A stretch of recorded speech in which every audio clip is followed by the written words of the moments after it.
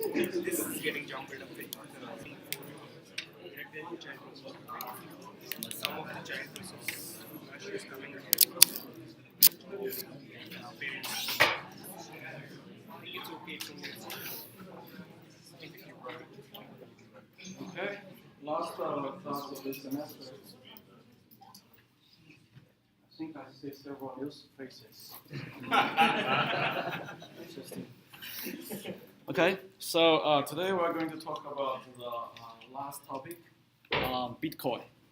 So before we get into what is Bitcoin, how the crypto Bitcoin works, you should know that one Bitcoin is right now equals to, this is the exchange rate of this morning, $770.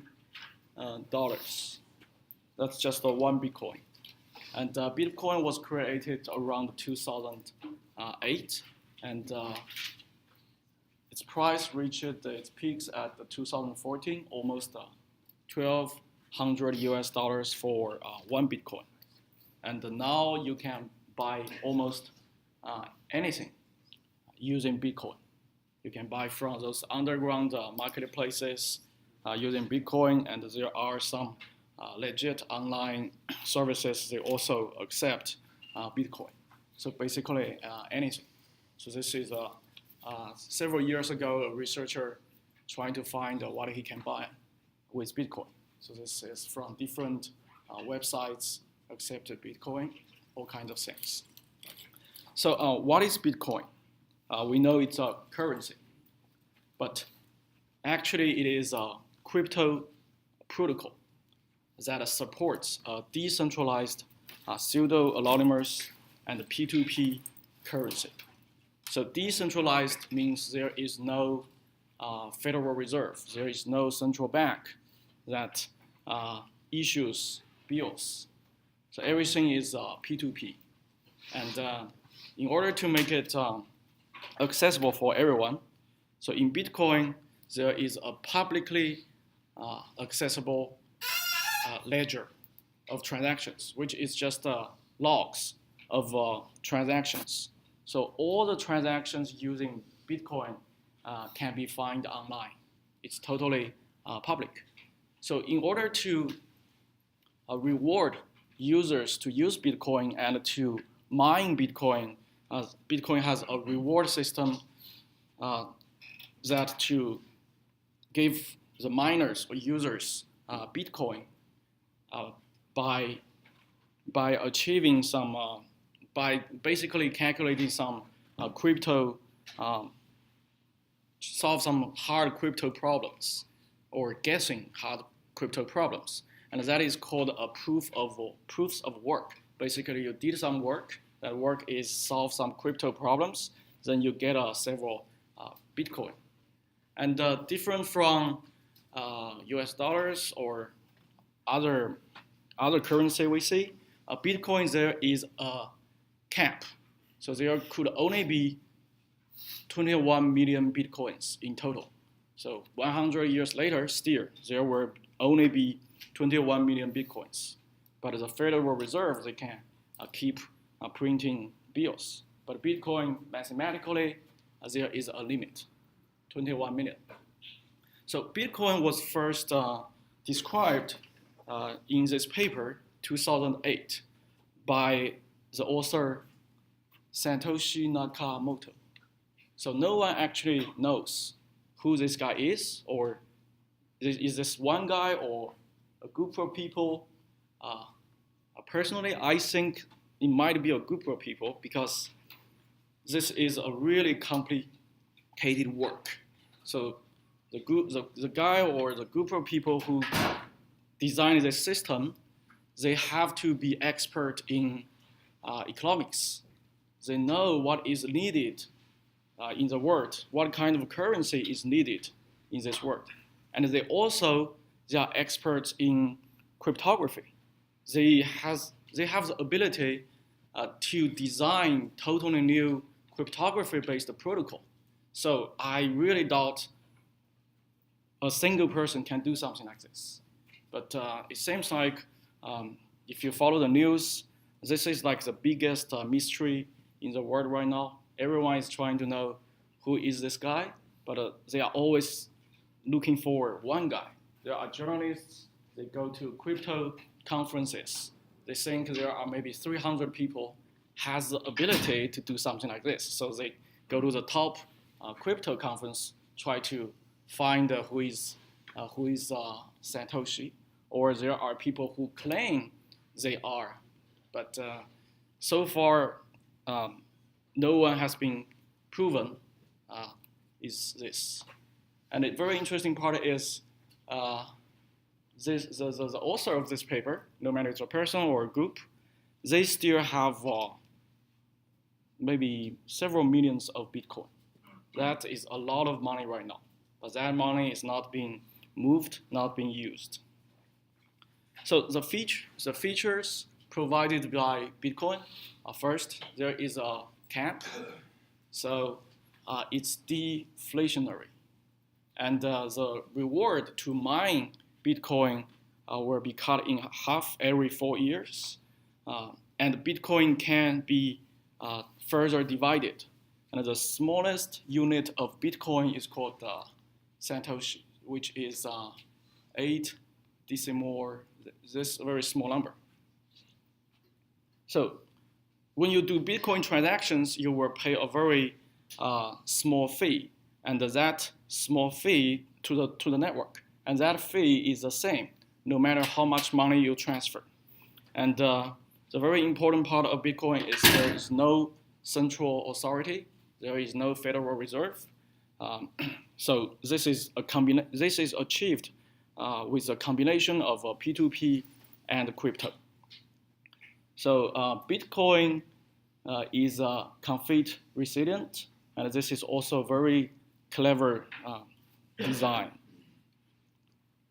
So 2008, August 18, so the bitcoin.org domain was registered, and late October, the paper I showed you was published online. It was not submitted to any academic conference.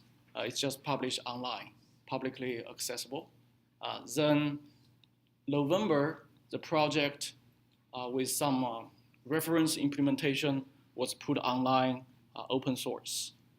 And January 2009, the first block was calculated, and that block was called the Genesis block, and it was calculated by the author. And also, several days later, the first Bitcoin transaction was made to Hal Finney. So this guy is very interesting. He's the first guy received the Bitcoin, and he's a real person. So this is like the closest we can get to who the pseudonym is. And this Hal Finney, he died, I think, this year or last year. And he has been living in Phoenix for a decade or longer than that. Somewhere Scottsdale, I guess. Yeah.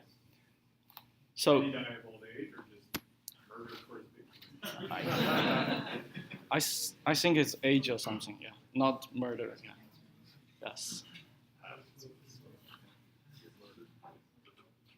So he has been involved in the early development of Bitcoin as well. He has been exchanging a lot of emails with this pseudo guy. So we don't. Some report says there are several people they really know who Satoshi is.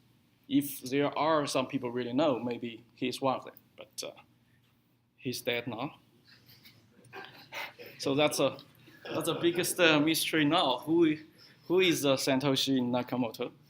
So what do we mean by decentralized? So if you want to use Bitcoin, you have to install a client. That client, they call it a digital wallet. So that digital wallet is basically a P2P client tries to synchronize with the P2P network. To do that, it will download all the transactions starting from the very first block.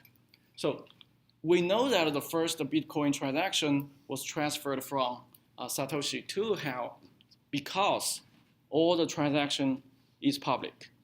We can see everything there.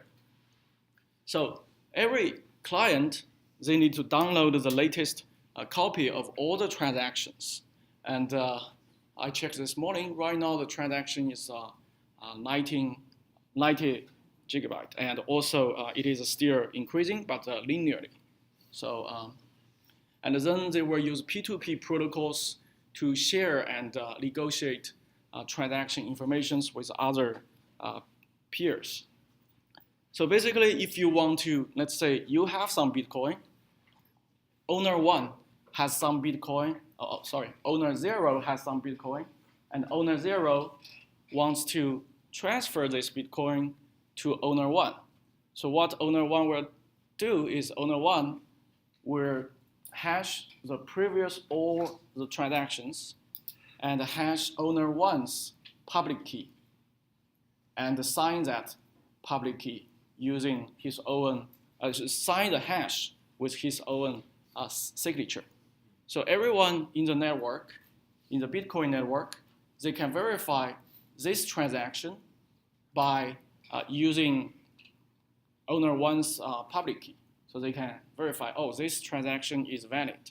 And this transaction says owner 1 is transferring this Bitcoin to owner 0 is transferring this Bitcoin to owner 1. So all those transactions, they are linked together like this because there is a hash of the previous, all previous transactions. That's a link to link all the transactions together. And all those transactions together, that is a Bitcoin log or Bitcoin ledger. Also, it's called a blockchain. So there have been many discussions recently, this year and last year, how to use the blockchain technology. So blockchain, this technology is the cornerstone of Bitcoin. So people are talking about we can use this to, basically it's just for bookkeeping. So they can use for other purposes, for like charity. So everyone can observe how you use the charity money like that, how you distribute it. So this part of work, the blockchain, can go to any top crypto conference. So this is a major contribution in crypto. So do not even mention the contributions in economics. So if you want to use Bitcoin, you need some kind of address. And this address is associated with your public key, generated from your public key. They use ECC for this because ECC has a shorter key length compared with RSA. So if someone wants to send some money to you, you have to give them your Bitcoin address. It will look something like this. And this address is basically your account. And if someone wants to send money, they have to broadcast the transaction to the whole network. So the whole network can help verify this transaction and put this transaction into the blockchain. So the blockchain is the public ledger. This is another figure of the blockchain. So why this is a huge contribution is because generating each block, each transaction is not that easy.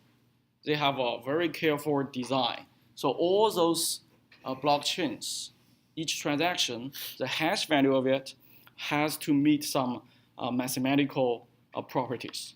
For example, the top 20 bytes has to be 0.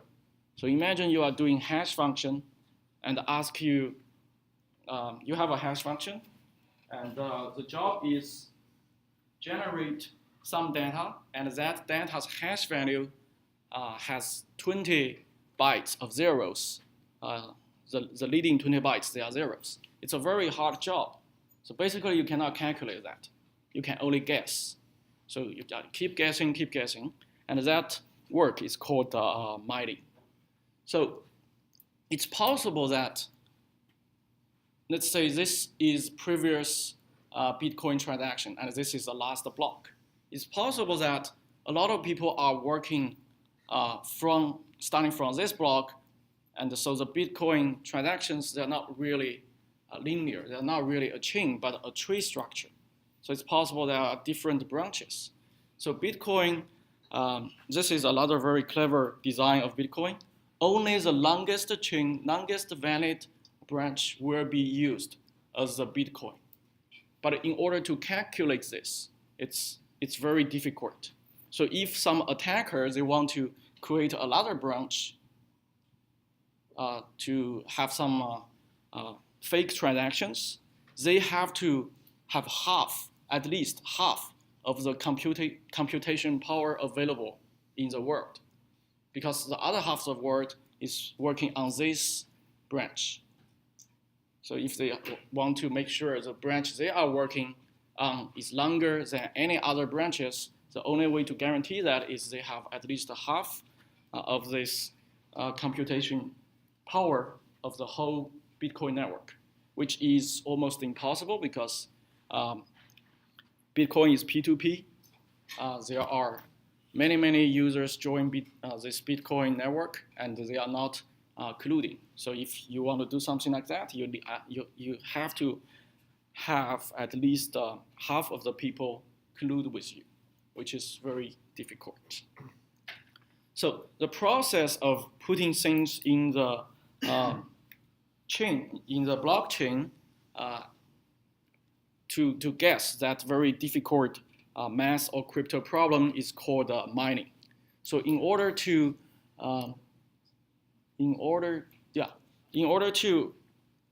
give some reward users to do this, because the security of it, the functionality of Bitcoin all built on this blockchain.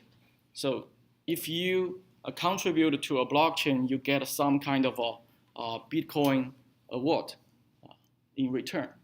And that is why users, they keep doing this guessing. And at the very beginning, users, they use their own computers to do this, starting from 2011 maybe, and they find it's too slow. They cannot generate valid transaction. Then they switch to using GPA like this. There are GPA farms. They just use GPA to do those calculations, do those crypto guessing. And also recently, you can buy this from Amazon or any other places. They use application-specific integrated circuit to mine Bitcoin. So basically, this hardware cannot do anything else, but just help you to verify Bitcoin transactions and mine Bitcoin for you. And something like this would cost several $100s. But imagine if you just get one Bitcoin, that would be $700. So it's a good business. So how we can utilize Bitcoin, because of the features of Bitcoin, it's decentralized, it's pseudo-anonymous. A lot of cybercrimes, criminals, they are utilizing Bitcoin.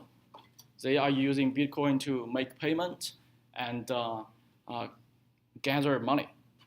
For example, we talked about Cryptolocker this Wednesday. So in Cryptolocker, they will give you a Bitcoin address. So if you want to get paid, if you want to get your files back, you have to pay 2 Bitcoin to that Bitcoin address specified in their software.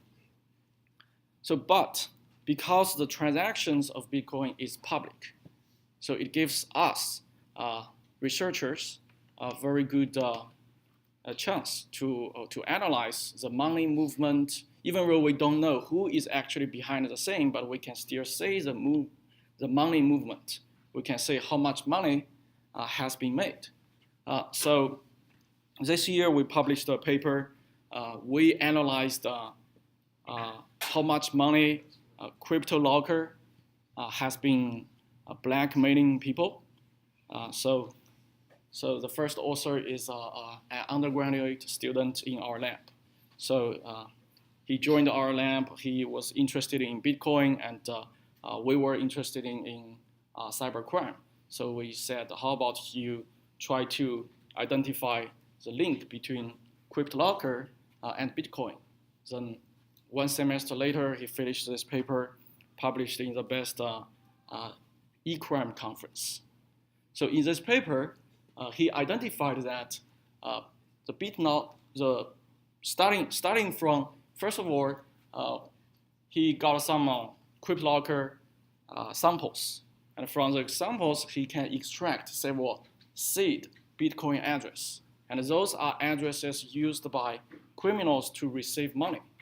And using some Bitcoin transaction properties, he was able to identify how this money has been moved, how they have been aggregated together to to some other account, and so he identified a lot of Bitcoin addresses related to Cryptolocker, and from there he identified at least almost 800 ransom payment, more than 1,100 bitcoins, and that Bitcoin worth 300,000 to $1 million US.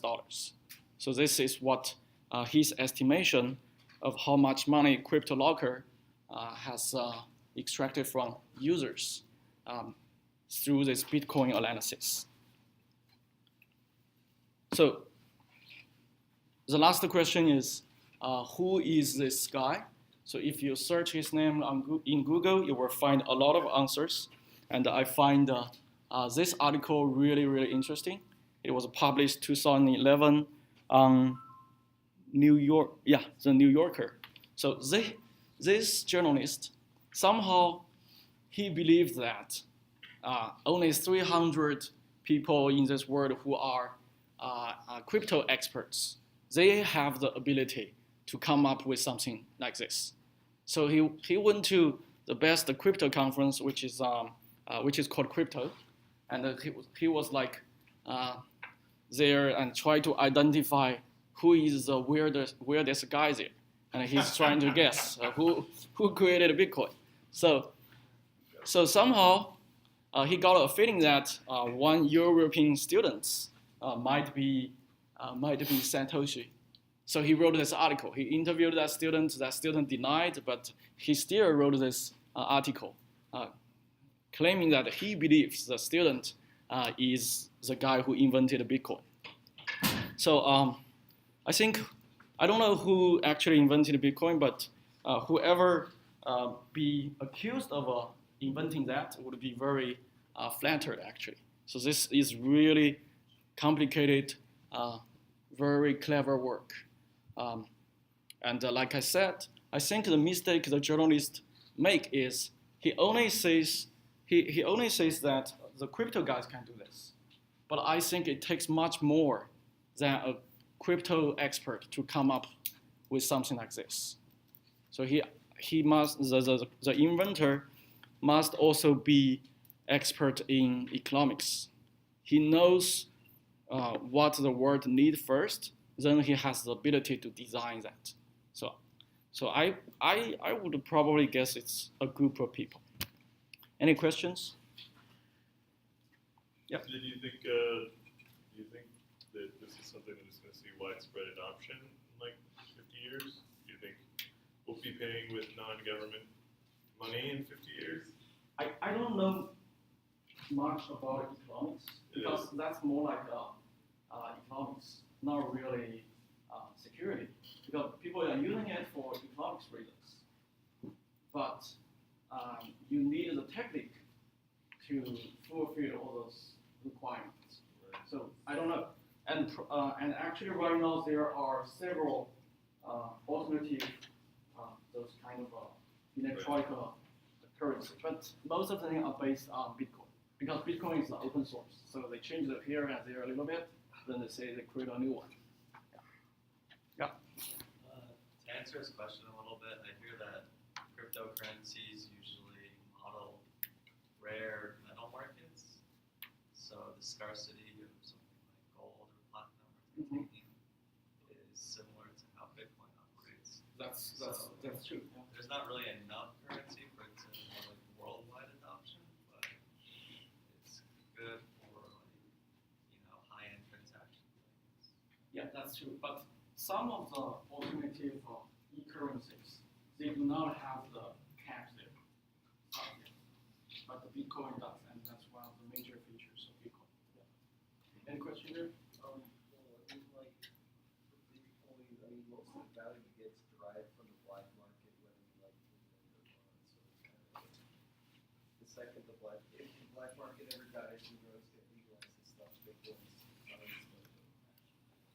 So it's got adopted by the black market. Probably, but the currency will still be there. Someone's there. Yeah. The value is very high, it's not probably from that. Yeah. So when you make a transaction, you have to broadcast it to the network to Yes. get it verified. Yes. So like, what is the network? Who's, That's a P2P network. so who are the nodes? Like other wallets? Yes. So it's verified by any wallet that's online. Yes. And those wallets, those clients try to compute the transaction, which can meet those crypto requirements. And if they do that, after they do that, they can get some Bitcoin as a reward. So the verification is the same thing as the work on the blockchain. Yes. And if something is like this is a initial transaction, and it was not really sent by someone to someone else, and then you just get that Bitcoin. So that's why it's called mining. It's kind of like mining gold. So when you do a transaction, you have to wait for somebody to compute if it's okay. Yes. You have to wait for it. And do they know who broadcast it? So like no one can. But you can only say that Bitcoin owners. How do you prevent someone from taking like you figure out some number? How do you prevent someone from taking your number? That's a public key system. Oh, You have to use your private key, public key. So does this use the BitTorrent technology underneath the hood, like for the wallets? Is it BitTorrent for P2P stuff? Oh yeah, it's kind of P2P, but probably I don't know which protocol it's using. The Bitcoin itself is very complicated. The transaction itself, there are scripted, there are coded. So it's very well designed. So if there's a cap, 21 million, Mhm. where does the mining reward come from? Can you put it? Who pays the reward for mining? So for those initial transactions, if you calculate that, then you get the Bitcoin. So it's not for other transactions. There is an exchange. There's only so much mining you can do, huh? Yeah. So after the cap is reached, then There will be no No more mining. No more mining. Yes. Yeah. So did you say there's only 21 million Bitcoin like in the market? Like So right now there are not that much. So eventually there will be 21 million. So they haven't been all mined. so it can grow? After 21 million, it cannot grow anymore. Right now it is still growing slowly. What do you think about it? I don't know. That's probably some economic Isn't the purpose of mining to confirm the transaction? So once it reaches 20 million, people are mining how you. I'm not sure about that one. Yeah, you can't, that's the great thing about Okay, it. that's- Clear about it. Okay, that's it. So I want to thank you guys. Like I said at the very beginning, this is the first semester I teach, so it has been really challenging for me as well. So instead of give you a quiz, the last one we're going to do a questionnaire. So as long as you're here, you get 10 points. So but please sign the attendance sheet because the questionnaire is anonymous.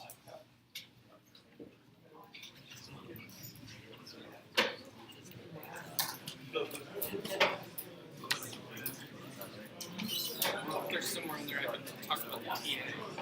Yeah. One is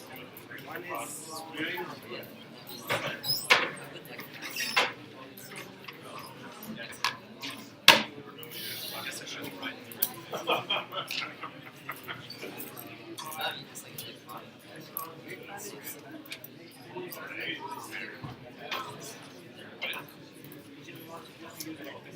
We get sorted?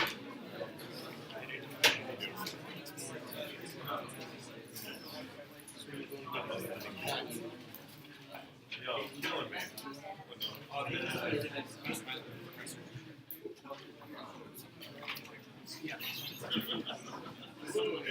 Get those people set back. I don't like you.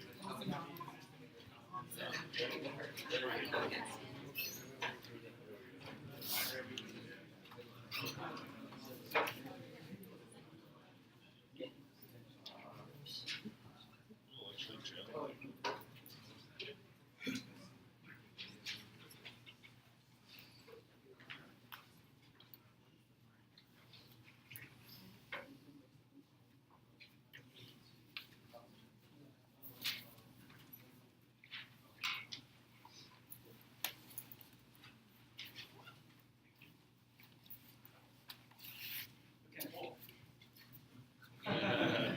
Cheating.